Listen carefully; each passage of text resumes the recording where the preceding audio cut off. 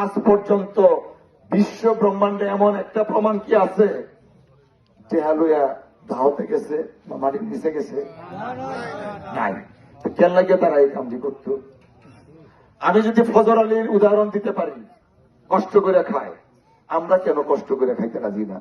হয়তো এবা খাইলে টেহা 2টা বাড়ে, আর সৎ পথে গেলে টেহা 2টা কমে।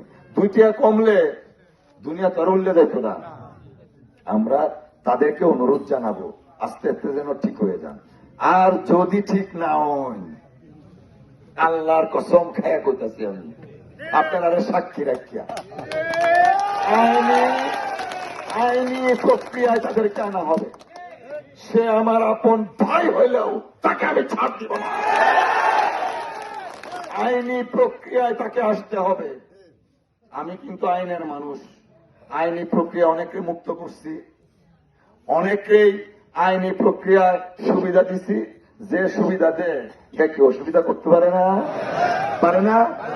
তো আমি সবার প্রতি অনুরোধ জানাই, আল্লাহর ওয়াস্তে দয়া করে সততার সাথে আমরা ব্যবসা বাণিজ্য করি। আমি ব্যবসা বাণিজ্য ব্যবস্থা করে দিই সততার সাথে।